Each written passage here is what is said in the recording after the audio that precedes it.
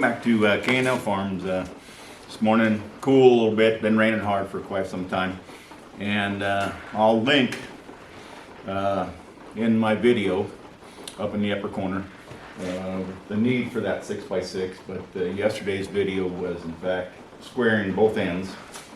This end, squaring this end here, and that end. Now I need to cut a joint. I need to cut a joint for my off-grid cabin. And I'm just going to illustrate cutting this joint out a little bit. And with the tools that I utilize in this video, I'll link in the description if you're so interested to go and take a look at them. So, got my glasses on, get my ear plugs in, and get started on it.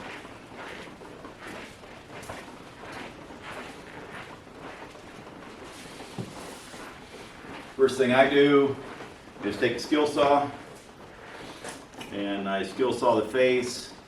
Now remember, this joint is 6 inches long and 3 inches deep. This is a true 6x6 that I cut on my sawmill. So I'm going to cut that joint, and then I'll cut these two joints, or these two lines here, and then I'll take a sawzall and I'll trim that back, and then I'll take a chisel and clean up that joint.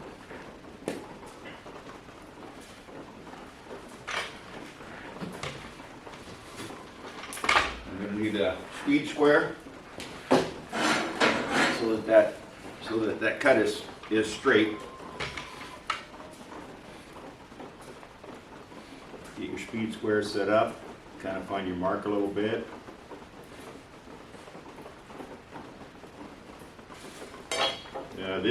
This face is rounded. It's got wane on it, so I flip the speed square towards me because the edge closest to me, furthest away from the camera, is a square edge. So I got a better fence line. Find a mark. Okay, like that.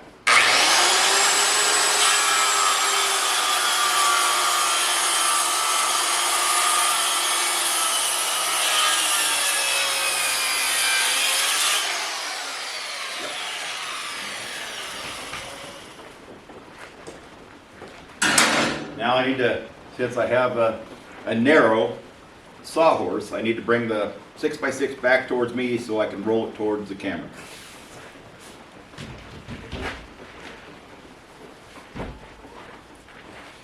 There's a mark right here for that 3 inch, half the distance. But yeah, I can't actually use a square to cut that, so I have to freehand that.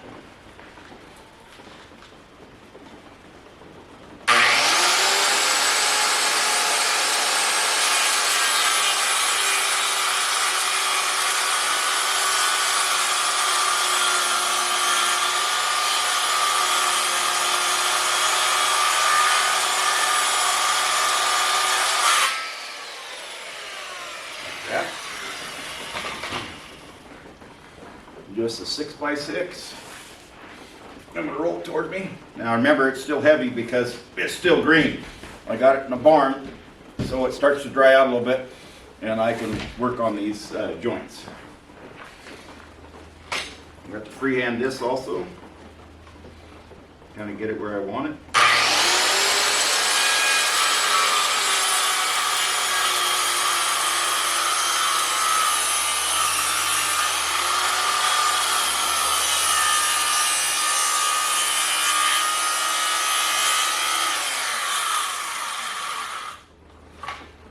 You've seen that, but this hand was directly in front of that saw.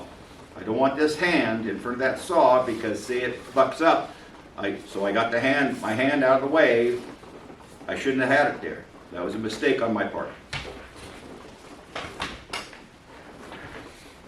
Okay, so let me get it flipped up, and then I'll get the sawzall over here. I'm probably done with the skill saw right now.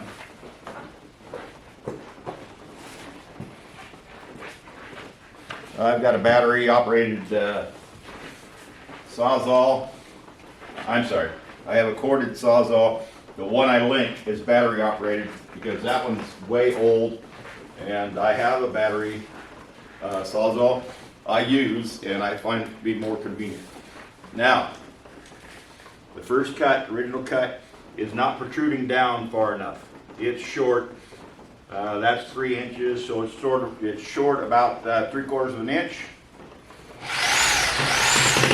Put that in there. Hold on. My hand is not in danger anymore.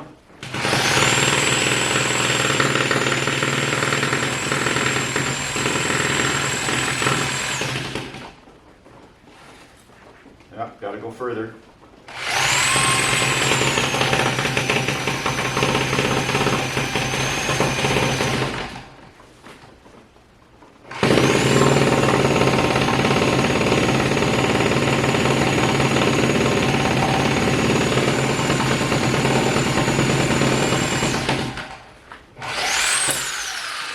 Okay, so that's cut to depth now properly, and make sure that the saw is in the cut, because it'll wander.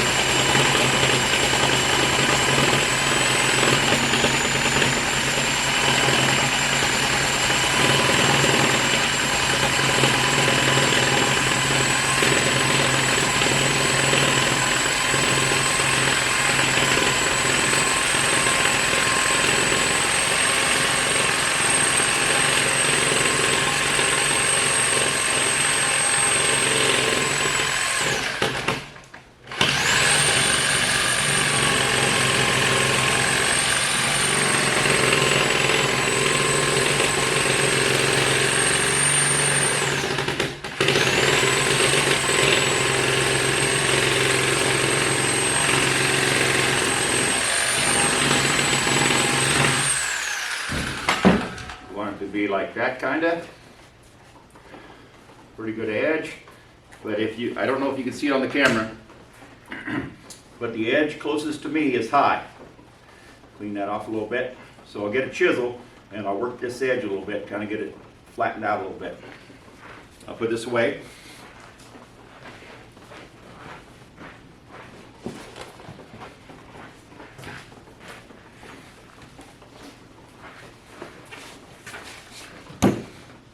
Okay, chisel set. This is the one I like the most. I've been using just a ball peen hammer.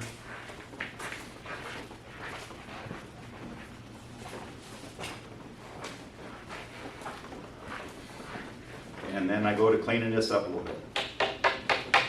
Gradually, you don't want to take too much off at once.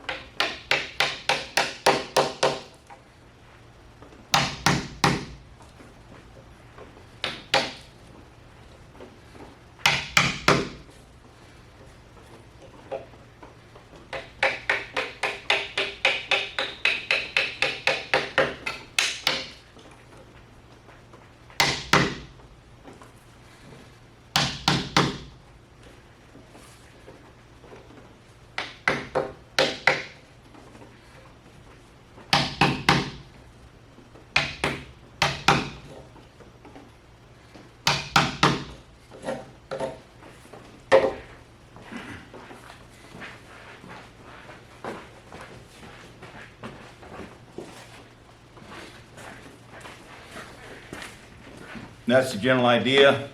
And the other end is just a mirrored image, exact same thing as what I just did. So you get the idea of how to do it. And that's what I have for today. Thank you. Have a good day.